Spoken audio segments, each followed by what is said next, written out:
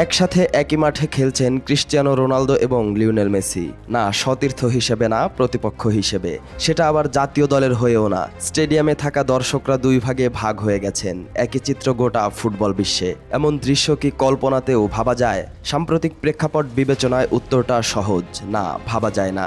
তবে যদি বলা হয় বাস্তবতা অনেকটা সেদিকেই মোড় নিচ্ছে, তাহলে নড়ে চড়ে বসতে বাধ্য গোটা ফুটবল বিশ্ব।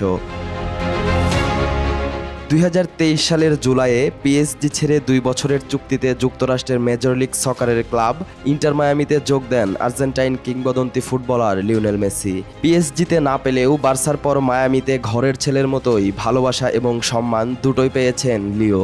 চলতি বছর ডিসেম্বরে ইন্টার মায়ামির সাথে চুক্তির মেয়াদ শেষ হবে মেসির। সাম্প্রতিক দিনগুলোতে শোনা যাচ্ছিল যে মেসির সঙ্গে মায়ামির চুক্তি নবায়নের আলোচনা ইতিবাচকভাবেই এগোচ্ছে, কিন্তু সোমবার এক নতুন তথ্য প্রকাশ আসতেই বদলে গেছে অনেক হিসেব নিকেশ, যা এই আর্জেন্টাইন মহাতারকার ভবিষ্যৎ গতিপথ পাল্টে দিতে পারে। আসতে পারে কল্পনাতীত পরিবর্তন। ফরাসি দৈনিক লাকিপ এর প্রতিবেদনে বলা হয়েছে 2022 কাতার বিশ্বকাপ জয়ী মেসিকে দলে ফেরাতে আবারও জোর চেষ্টা চালাচ্ছে সৌদি আরবের একটি ক্লাব। পত্রিকাটি জানায় আল আহলি ক্লাব মেসিকে দলে নেয়ার ব্যাপারে দৃঢ় প্রতিজ্ঞ। প্রতিবেদনে লেখা হয়েছে এএফসি চ্যাম্পিয়ন্স লিগ বিজয়ী ক্লাবটির বোর্ড গত কয়েক সপ্তাহ ধরে 8 বারের এই ব্যালন ডি'অর জয়ীকে রাজি করাতে কাজ করে চলেছে। হাতে সময় কম, মায়ামি এবং আল আহলি উভয় পক্ষের জন্যই বিষয়টি জরুরি হয়ে দাঁড়িয়েছে।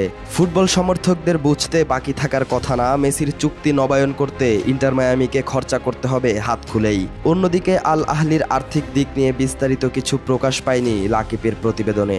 লাকিপ জানিয়েছে 2034 বিশ্বকাপ আয়োজক সৌদি আরব মেসিকে পাওয়ার জন্য সর্বোচ্চ চেষ্টা করতে প্রস্তুত। তার মানে এই দাঁড়ায় মেসিকে পেতে টাকার বস্তা নিয়ে আটঘাট বেঁধেই নামছে দলটা।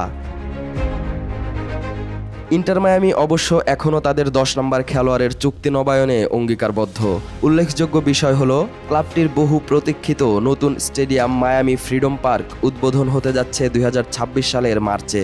এমন একটা মুহূর্তে দলের সেরা তারকাকে নিশ্চয়ই সাথেই রাখতে চাইবে মায়ামি।